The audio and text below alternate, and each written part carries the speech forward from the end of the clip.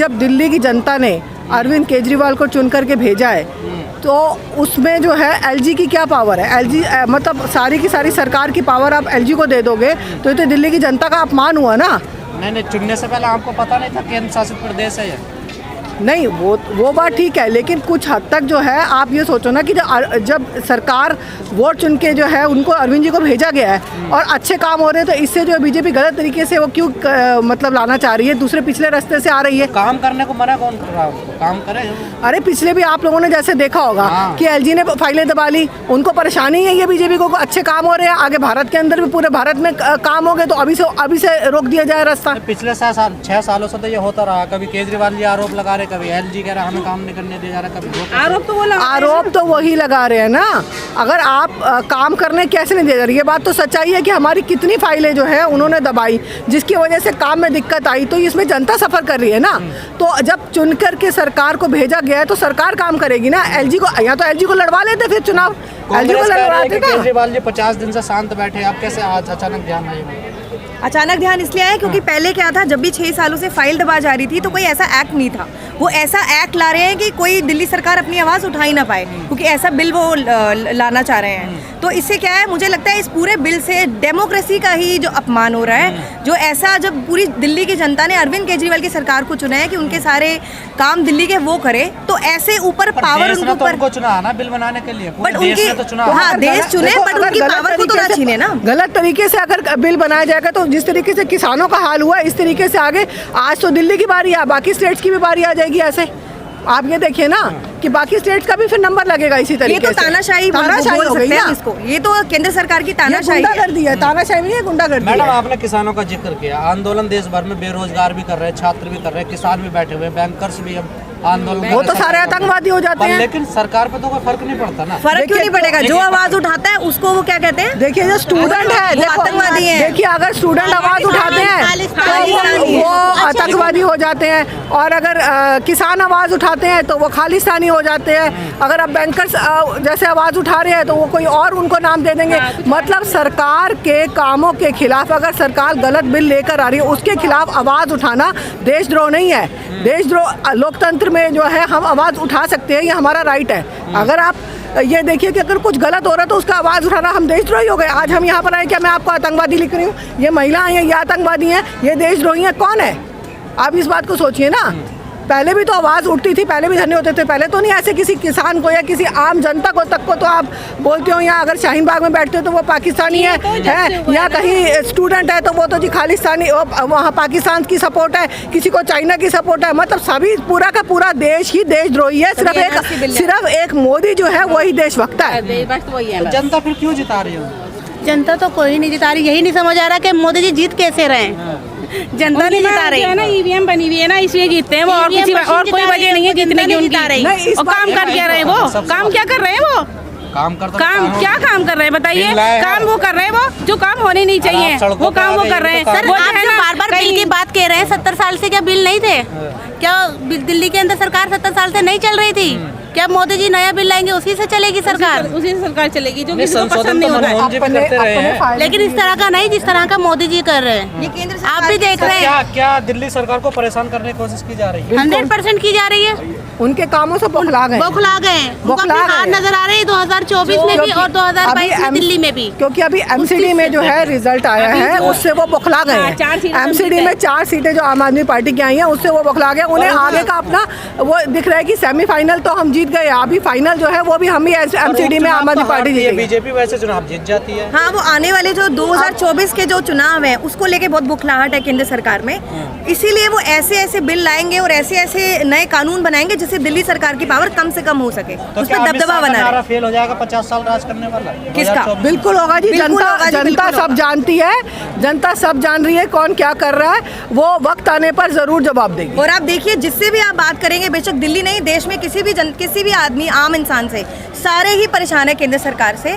बल्कि अब पता नहीं क्या उनका खेल है, क्या षड्यंत्र है जो वो जीत जाते हैं। अदरवाइज मुझे नहीं लगता 2024 में भी आगे मोदी जी का कोई स्कोप है आने का। सरकार मध्य प्रदेश में पेंशन जो मिल रही है दिव्यांगों को, जनवरी की माह की पेंशन रोक ली गई थी, उसे मतलब कि एक निर्धारित समय पे पेंशन को देना चाहिए। कम से कम दिव्यांगों की सभी प्रांत में 5,000 रुपये प्रति माह होना चाहिए। शासन एक मुश्त राशि दिव्यांगों को दे ताकि वो अपना स्वयं का रोजगार कर सके। हाँ, हमारी दिव्यांगों की जो मांग है रोटी, कपड़ा और मकान, ये हमारी प्रमुख जो मांग अगर हो गई तो विकलांग कभी भी भूखा नहीं मरेगा, भीख मांगने की कागार में नहीं आएगा।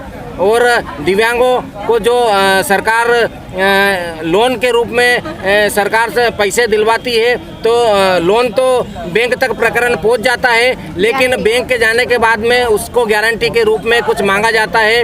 और सरकार को इस चीज़ की गारंटी लेना चाहिए कि दिव्यांग की गारंटी मैं लेता हूं, सरकार इस बात की गारंटी ले कि लोन ये चुकाएंगे और धंधा अपने आत्मनिर्भर बन सकेंगे। मोदी जी आत्मनिर्भर का जो संकल्प क्या है मोदी जी ने, तो आत्मनिर्भर इस प्रकार बनाइए दिव्यांगों को कि उनको स्वयं का रोजगार दे और नौकरी में आरक्षण दे। यही मेरी निवेदन है सरकार से। विकलांग कल्याण जागृति मंच, इंदौर, हेमेंद्र शर्मा।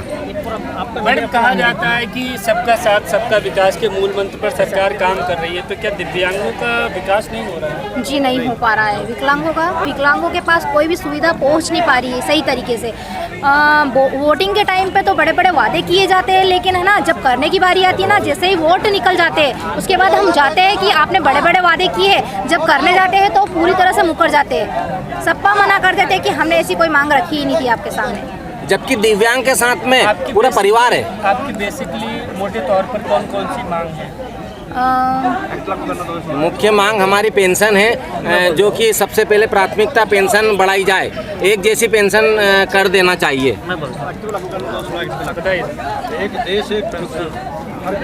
एक फोटो काट लो भाई। हाँ, वो देश के विकलांग हैं जो हमारी बराबर मिलनी चाहिए। जिस तरह मोदी जी बोल। आपका परिचय? मैं महाराष्ट्र से हूँ। अच्छा। मेरा नाम जगदीश है, जगदीश शनको पटला। मैं दिव्यांग के लिए कई सालों से 10 से 15 साल से हम लोग काम कर रहे हैं। अच्छा। ग्राउंड लेवल पे हम लोग काम कर रहे हैं। काम करते कई दिक्कतें आ रही हैं हम लोग को, मगर जब से मोदी जी आए सरकार में तब से आज तक कोई ग्राउंड लेवल पे GR इम्प्लीमेंट नहीं हो रहा है। अच्छा। सिर्फ बताया जा रहा है कि विकलांग के लिए ये किया जा रहा है, वो किया जा रहा है, मगर उसको ज़मीन स्तर पे कोई काम नहीं किया जा रहा है। और जब से मोदी जी बैठे, ये तो आशंका की बात है, मोदी जी के पहले हम लोग को जो लोन वगैरह मिलता है था उस टाइम में, ताकि समझो गवर्नमेंट के जो प्रोजेक्ट होता था 100%, 50% तो भी लोग को मिलता था।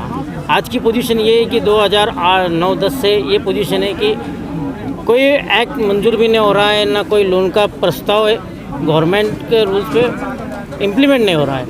और जो पेंशन की बात है, वो पेंशन जो है पहले महाराष्ट्र में हम लोग को 1000 मिलता है, कोई राज्य में 200 मिलता है, कोई राज्य में 300 मिलता है। जब मोदी जी बोलते 1 रैंक 1 पेंशन, तो उसी धरती पर ऑल इंडिया का पेंशन भी एक ही होना चाहिए।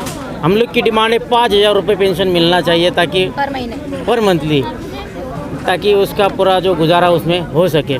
और हम लोग ऐसा कुछ नया नहीं मांगने कुछ है ही नहीं, हम लोग की जो पहले से डिमांड है वही डिमांड को लेके चल रहे हैं। आज ये पोजीशन हो चुकी है कि गांव से लेके जिला से लेके ये जंतर मंतर पे आना पड़ रहा है हम लोग की मांगों को लेके। यानी कितनी दुष्कर्म की बात हो चुकी है। एक तरफ बोलते हैं कि विकलांग का शब्द हटा के हम लोग दिव्यांग बना चुके हैं।